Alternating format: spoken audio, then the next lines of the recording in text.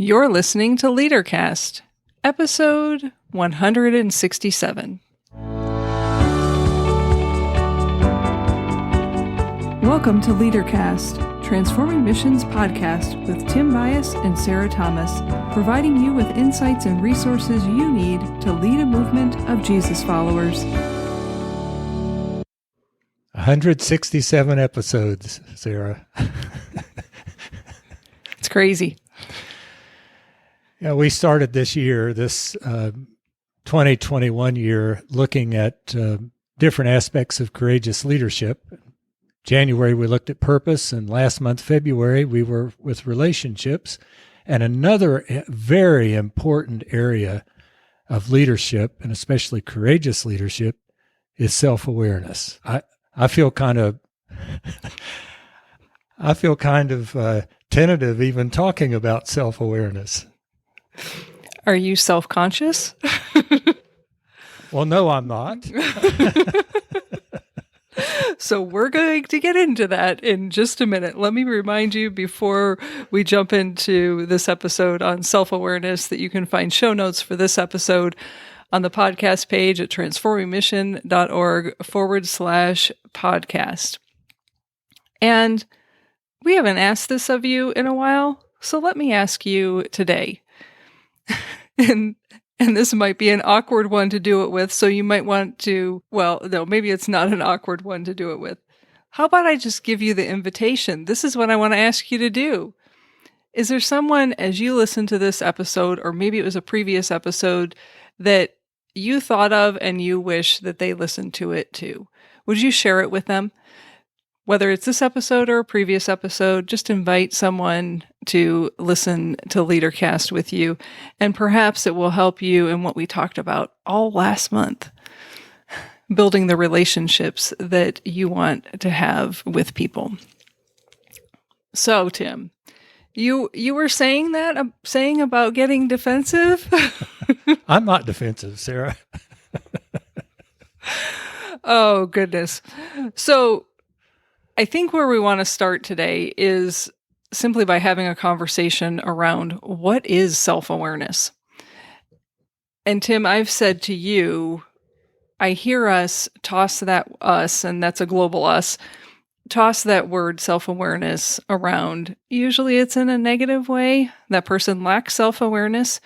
And we're really talking about something specific, but we don't name that specific aspect of self-awareness, let alone take the step to actually have a conversation with someone about what we're noticing either in their growth or an area that they need to grow in terms of self-awareness. So as leaders, this both applies to you as a leader and to the people that you're leading and helping them to grow in their self-awareness. So we've got 5 different aspects of self-awareness that we want to talk with you about today and give you a couple of examples. And hopefully that will set you up to listen to the conversations that we have throughout the rest of this month with others sharing their wisdom and knowledge around self-awareness. So Tim, what's the first aspect of self-awareness? Well, Sara, I think this is the one that is the catch-all when we talk about self-awareness, and that is identifying emotions. Can you name what you're feeling? And I can say right now, and I'm doing it with a smile, I went a long time when I would feel anger and just say, I'm not angry, I'm just intense. I think that may be one of the big ones for a lot of us. Yeah. Another way that this one comes out is we stay at the 3 big emotions, mad, sad, and glad. And we don't go any deeper than that. And so we never really get to the root of what the true feeling and emotion is that's there. And I would take it a step farther on, it's not just the emotions, it's what are the thoughts behind those emotions?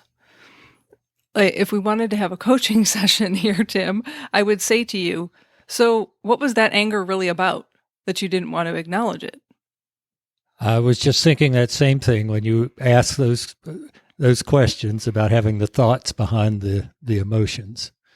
Because that helps us get to the root of why am I feeling that way?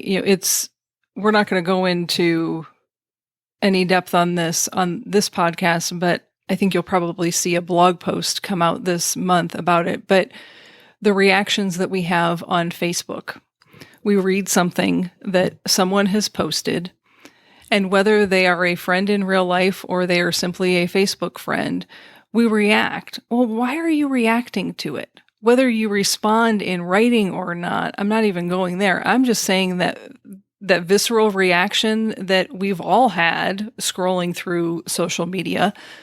You don't spend a ton of time on social media. No, but what I do, if there's something that bothers me, and whether it's social media or something else, I've just learned this in recent years.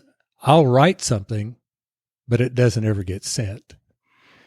It's a way of me being aware of my feelings, whatever it is that stirs up the anger, disgust, and what I've learned to ask myself is, and this is what we're talking about right now, what you were doing, is why do I feel that way? What is behind that? Right. And for me, and it's just because I've gotten to the place now where I feel more confident about it and can be vulnerable about it. But part of it is the way I was raised. And I'm not trying to give it all away to saying, oh, it was my mother's fault. But I am going to say that if I don't deal with those things in my life, I continue to react instead of respond. And that's part of what self-awareness is learning how to respond and not have a reaction of some kind. Yeah. So let's go to the second one, because I want to come back to what you just said, Tim, of learning to react and not respond, and knowing what you need to do in those moments that you want to react, but you know you shouldn't. What do you need to do to take care of yourself so that you can continue to grow in your self-awareness as a leader? Let's do that at the end of the episode if we can. So what is the second aspect of self-awareness that we wanted to talk about? We've talked about identifying emotions and getting beyond that mad, sad, glad. Well, it's having an accurate self-perception. I mean, do you know how your words and actions land on people, or how people take what you say or do? So this is an interesting one. I can think of circumstances, and where my mind goes on this one a lot is as pastors and specifically as preachers. This one is really hard because in most of our congregations, and it's gotten even harder in the past year with video messages, the response of people, this is part of what I love about the African American church, is the call and response. You know right where people are at, and if there's no talk and no chatter, they're not responding and they're not connecting, and you know it. But as a pastor, someone's thoughtful face can also look like someone's angry face. Can also look like someone's completely disengaged face. A smile is much easier to interpret. So I'm going to set aside that exception of preaching, because when you're one speaking to many, this can often be hard because you're getting lots of different messages coming back at you at the same time. The place for me that this one came into recognition for me, it was in seminary, that one of my professors wrote on one of my papers, "Sara, you have a lot of good insights. I wish we heard more from you in class." Now, let's back up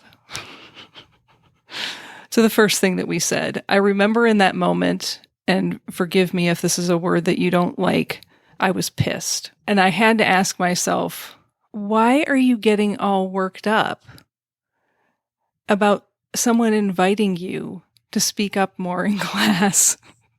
I mean, really. And for me, it's because my processing, when I am in a learning environment, let me write it down, let me think about it. I am not one that processes verbally. I'm one that processes by writing, by thinking about it, and having space in between that. So if we came back to that topic in class 2 weeks later, I would have something to say. But in that moment, I didn't. What I recognized from that professor is that my quiet nature, especially in groups, especially in meetings, people think that sometimes because I'm not speaking up, I don't have anything to say, or I'm disengaged. I had to come to understand that. So a couple of different ways that I've learned to deal with that is I will simply say to people, you probably won't hear a lot from me. That doesn't mean I'm not thinking. I speak when I have something to say, not simply to hear my voice. And I mean that genuinely, and I need you to accept that genuinely.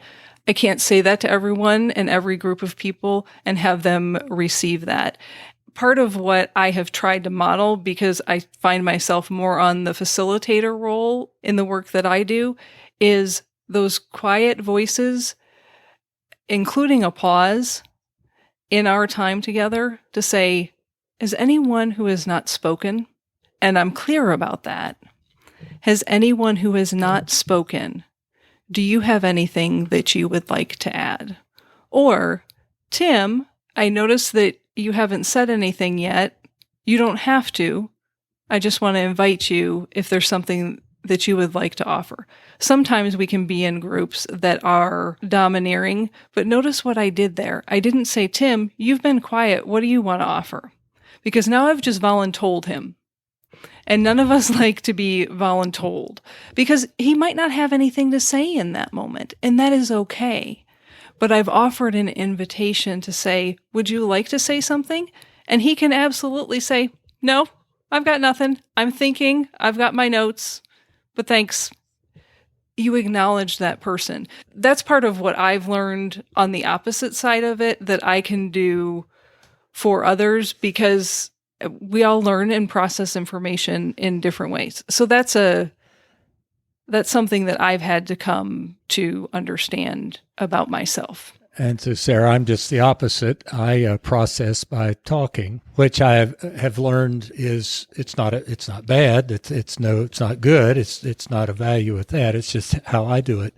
But in a position of leadership, if you're processing with a group and you've not laid some kind of ground rules about what you're doing, sometimes what you say is taken seriously. And you may end up in a place you don't want to end up because somebody says, well, I can take care of that. Right. And that's not where you are at all. Right. So just being aware of how you process things, the people with whom you're processing, and making sure that when you're having those conversations, that you're actually having the conversation you want to have and you're not putting something else in motion. So part of what I've come to understand about people that process verbally, and you're one of them, how I talk about it is verbal processors date their ideas. They don't get married to them. And so you might be having a conversation that goes in lots of different directions, but you're thinking it through. You're going on the date. You're trying to figure out, is this it? Is this it? Do we like this? And most of the time it's no, no, no, no, no. But if you stopped somewhere back at date A and the person that you're speaking with who's processing verbally is already on to date F and you're married to date A, you get into trouble. And so again, it's the accurate self-perception and learning people and learning about people. Yeah. Number 3. We do a lot of talking about this one, but this is really part of our self-awareness, or any person's self-awareness, and that's just recognizing your strengths. What do you do really well, or do you do better than anyone else? And when you're saying that to yourself, you're not you're not putting yourself out above everybody else. You're not in some kind of competition. What you're doing is identifying your giftedness or your strength. It's out of those gifts or that strength that you're actually doing what you're doing, or you're being who you are. So, do you recognize your strengths? Sarah, you do work with strengths. I'm sure you have an example of some kind.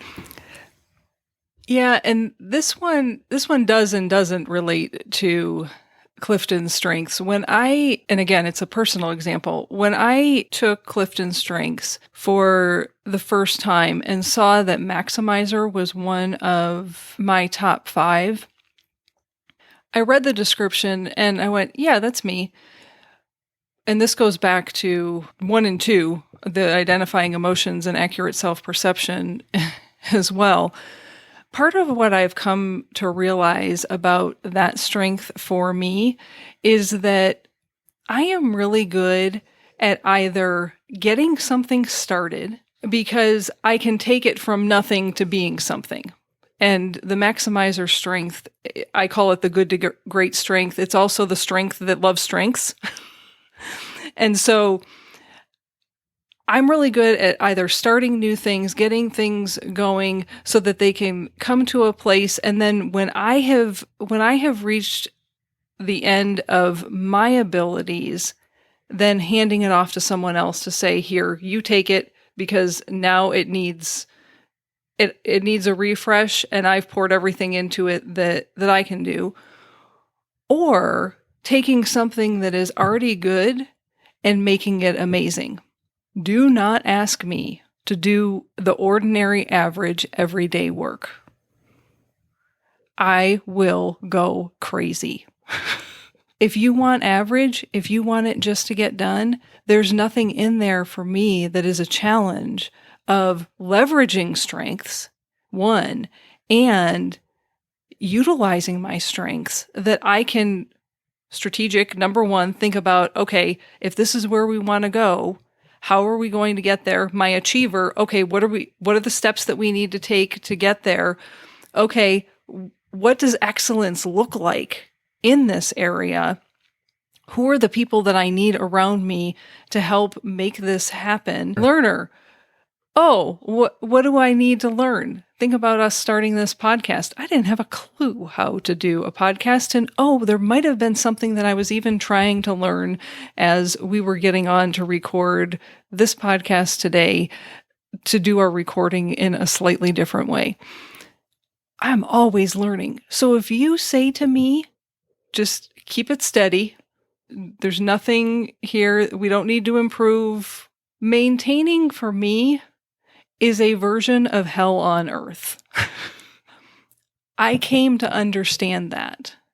What I also came to understand is this Maximizer strength that helps me get things started, this Maximizer strength that helps me take things from good to great, this Maximizer strength that helps me focus on the strengths and partner so beautifully with all of my other strengths, can come off as perfection. Never being satisfied with what is happening. And I recognize that working with interns that, I was saying, okay, I would shift something on them because I was seeing an opportunity to make it better. And I had to recognize, Sarah, you are going to absolutely positively wear them out when they are already working ridiculous hours and doing amazing work. If you don't stop continuing to want to improve something, because I saw one more way that it could be better. So I've had to come, again, going back to that accurate self-perception and identifying emotions, I had to come to the place to be able to ask myself the question. And I would say, honestly, I've really only done this part in the past 12 to 18 months. Is this good? Is it good enough? Does it need to be excellent? What does improving it accomplish? Because sometimes you just need to do B work. You don't always need to have the A++. That sounds ridiculous to some of you, but live in my skin for a few decades of always having to be A++. I had to recognize how both that strength was coming off on other people and the emotions that were associated with that, the go, go, go, go, go, drive myself to sure exhaustion. Nothing healthy about that. And it's not being a good leader. Well, I can tell that recognizing strengths is important to you. Let's move on to the next one, because I think this is where, especially for Christian leaders, this next one can trip us up. So the next one's possessing strong self-confidence. Yeah. And so before you describe it, what I want you to think about, when you hear Tim say possessing strong self-confidence, and you just heard what I did and how I described strengths, there was some self-confidence there for me to be able to articulate, here's what I'm good at, these are my strengths, here's how they play out, and oh crap, this is how it can also land on people. I have to have enough self-confidence to be able to name that and also not get tripped up by that or force it on to other people. So we talk about a balance, or it could also be humility. It could also be graciousness, but it's at least knowing yourself well enough where you might go off the rails. Yeah. I can only talk about it from if I'm a part of a group that I don't think is going to make a whole lot of difference, I can check out pretty quickly, because if I understand my strengths of strategic, futuristic, and self-assurance, I can pretty well see where we need to go and get us there. And if you don't want to go, well, I'm probably not worth much of my time.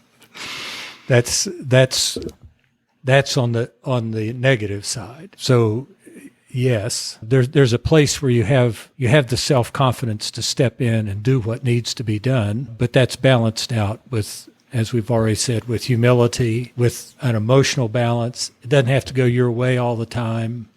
You're okay. Maybe that's not what you were looking for. No, I think that's a great example. Possessing a strong self-confidence, yeah, there is some ego that's involved in that.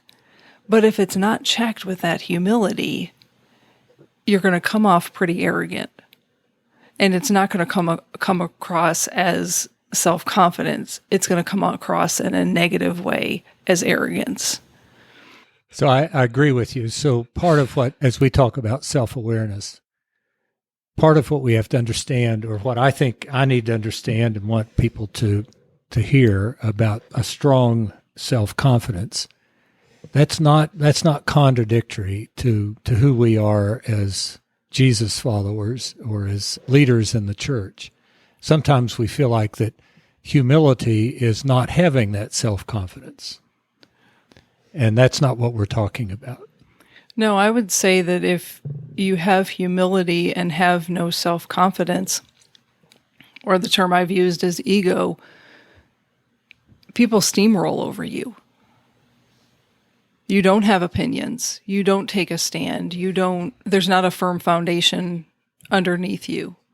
And what I've learned, Sarah, when that happens, there's some place where if I'm that person, there's some place where I have to release all of the frustration and anger and even disappointment with myself.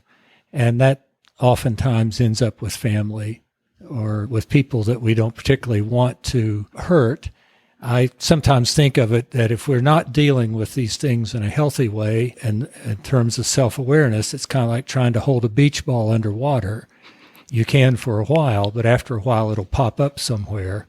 And really, all this stuff that you've suppressed because you've not been healthy in that self-confidence or humility, or it actually comes out in a negative way on someone that you didn't necessarily intend it to come out on. Yeah.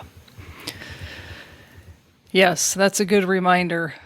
So, Tim, the last element of self-awareness that we wanted to talk about today is what? Possessing self-efficacy. And what's that all about?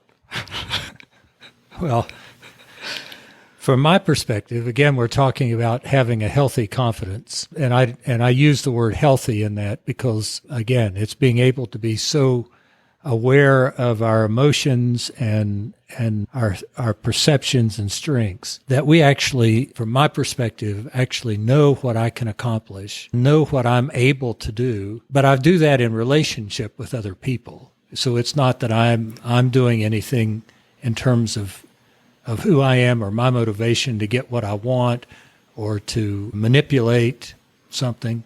I've got to be able to use my gifts, strengths, and who I am in relationship to the gifts and strengths of the people around me. A few weeks ago, we inaugurated a new president. He'd been vice president of the United States. He'd been a United States senator all of his adult life, practically. He's been in Washington, D.C. But I heard him say, and that would be enough confidence right there to do anything. He's probably, this is not a political statement, it's just based upon his experience. He's probably the most qualified person to be president that we've ever had in history. But I heard him say, after a couple of days on the job, I didn't realize it was like this. I mean, he's an insider. That's what we would call an insider. And we would think that he would know everything there would be to know. But what he has said is, even with all that he knows, it's different after you get there. And I think that's part of what any leader needs to understand. And maybe this is the learner part of my strengths. But there's no one of us that knows all that we need to know. That we can have the confidence and what I've learned is that a lot of people move forward with what looks like confidence because they don't know what they're doing. And I've also learned that when people are in leadership positions and they don't know what they're doing, they're also going to try to micromanage. So they're not doing this in relationship to the people around them. They're trying to control something they can't control. And so there's a part of this that I do know what I can do, but there's a place for me to grow and to know and to learn what I don't know so that I can best use or be related to the gifts and the strengths of the people around me. Does that make sense? That's part of what I'm thinking about. Yeah, and I'm going to go back to your example of President Biden. I'm thinking about a clip that I saw of the previous presidents. And one of them, I don't remember who it was, it might have been President Bush, said something along the lines of, we're the people who understand the role that you're going to be in. There's only a few who do. What I'm hearing you say about this one in particular is you know what you can do and what you're capable of doing, and you also know and can articulate, here's where I need help. And the only thing that I would add to that is knowing you need help and asking for help are two different things. And I think people who have self-efficacy take that step of asking for help. I think that's an important part of the self-efficacy. That's a healthy self-awareness. And that's when we talk about self-awareness, it's things like that. I think we grow into it, but it's things like that that actually help us be courageous leaders, because it's not courageous. This is my opinion, my biased opinion. It's not courageous to think you can do it on your own. Well, and it's not courageous to think that you have to. I think it's the Gallup when they talk about needs of followers. Yes, Gallup. The number one thing that people point to in terms of leaders that they're willing to follow is when a leader asks for help from their team. People don't expect a leader to have all of the answers and to know everything. And it's when you go to your team, when you go to your people and say, can you help me with this? Not only are you recognizing their strengths, are you giving them a boost in their confidence and helping them to step into something, but they're also seeing you in a way that, oh, look, we are in this together and there is a relationship that's there. Before we end this episode, Tim, at the very beginning, pointed to something that you recognized in yourself and started to recognize in yourself that helped you to hit the pause button. So as a takeaway for our listeners, you want to reframe that again to help them think about it, given the 5 different aspects of what we've talked about in terms of self-awareness. What would you remind folks of? What I've learned I need to do in terms of response is I can write something and then not ever send it. I can ask myself why I feel the way I feel, or I want to react the way I react, and then get back balanced so I can do it in a healthy kind of way. It doesn't mean that I'm not going to respond, but it does mean that I am going to respond and not react if that's the case. And I'm going to do it in a healthy way. And part of what I've learned, and I think this is what you're getting at, and that is when we react, we tend to, I'm going to say it this way, I think we tend to go to the least common place that we can go. And so what we're really doing is looking at the most negative piece that we can look at. And what for me is more healthy is that, and what I've learned from you and Brene Brown is how can I be more generous with the people with whom I'm reacting. And so it comes to a place of just, for me, if I'm a follower of Jesus and I want everybody to be a follower of Jesus, then how am I going to model that love and care for the people, even though I may be angry, even though I may be hurt, even though I may have something to say about all that stuff that's being said? Is that what's really needing to be said? Or is it some way in which I can express the love of God in a way that redirects all of that? Is that what you're talking about? Yes, it is. And what I would say to bring all of this together is we react out of what I call our squirrel brain. It's the part of our brain that we fight. It's fight, flight, or freeze. We're trying to protect ourselves. That's where we react from.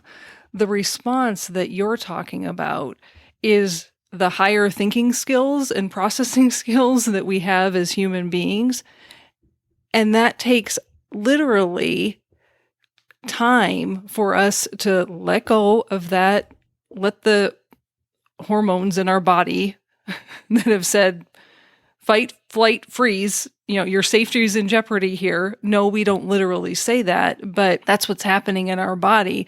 We've got to get past that to be able to get to the place to say, okay, what's the most generous interpretation that I can make here? And how can I respond to this in a way that is helpful, that is Christ-like, that is kind, that asks a question instead of makes an accusation? And for each one of us, that thing is going to be different. And what I would say to you is, know what your thing is. Tim writes. Sometimes I will write, but the question I've learned to ask myself when I am reacting, the first question for me is, am I tired or am I hungry? And I ask that question because I most often overreact when I'm in one of those two states. And if I'm not tired or hungry, okay, why are you reacting? Do I need to get outside? Do I need to move? Have I been sitting at my desk too long? Those sound like silly questions, but for me, that's what I've learned. Those are the places that I react because I've been doing one thing for too long of a period of time. And then I have to get perspective. And that goes back to the higher thinking thing. And the question that I ask around that one is, what will I think about this in a week, a month, or a year? And that's where my brain goes on social media of people that spend an inordinate amount of time trying to argue on social media. You're not even going to remember that conversation even happened. So why are you doing it? So it's one of the things I've woven into all of that, Sarah, and we've talked about this on podcasts, and it matters where you start. And so on social media, no one starts with the love of God. I mean, I can just say that. So everybody starts with some position somewhere, and you're not going to convince people of your position by arguing with them back and forth, because that's not what social media is set up to do. It's all squirrel brain stuff. Right. It is inviting a reaction. My whole point in walking through that and even bringing up social media is know what your questions are. Tim gave you his response and what he does. I've given you a couple of ways that I ask myself and help myself to be able to walk through that. And those are all ways of growing in self-awareness, especially as a leader. And so we all need those things that help us to respond and not to react so that we can lead well. Any last minute words of advice, wisdom? Sara, I'm self-aware enough to know that we've gone long enough and it's time to move on. Grateful for people that listen, and hope these become the kind of insights and resources you need to be the kind of leader God's created you to be. Amen. Well, let me just end by reminding you already have your takeaway. You already have your question for reflection. And that's, what are the questions that you need to ask yourself, or what is the thing that you need to do so that you can respond and not react and continue growing in your self-awareness. If you didn't hear us say that, now you did. And let me remind you that you can find show notes for this episode at transformingmission.org/podcast. You're looking for episode 167, or you can go directly to this episode at transformingmission.org/167. And remember, who you are is how you lead. Bye for now.